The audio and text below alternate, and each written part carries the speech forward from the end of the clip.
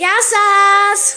Εγώ είμαι η Θεοδόρα και αυτό είναι το σκυλάκι μου, ο Άι Βασίλης. Έλα Ζικό, πουδά, άντε έλα μωρό μου. Έλα μωρόκι μου. Έλα αγγελάκι μου, έλα αγγελάκι μου.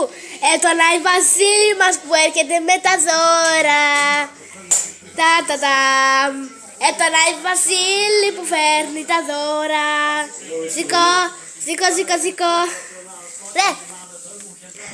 Ρε, έλα δείξε η μουράκα σου. Δείξε η μουράκα σου.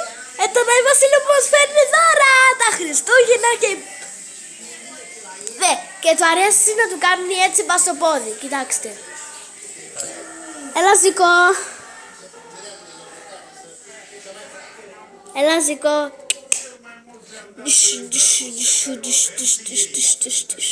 Έλα Ζικό.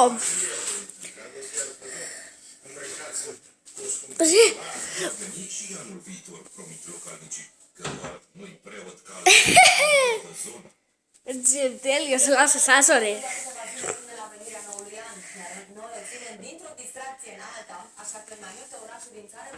Περιμένετε.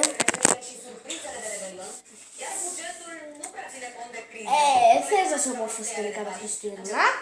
Am găsit nici bine nu s-au încheiat petrecerile de Crăciun, căci românii se pregătesc să sărbătorească din nou și acum vorbim de trecerea în 2014.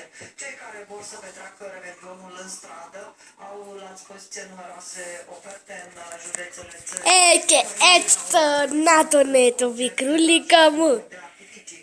La Cluj-Napoca, primăria a cheltuit mai puțin de 12.000 de euro pentru a asigura un grandios, dar și, bineînțeles, Και πάει.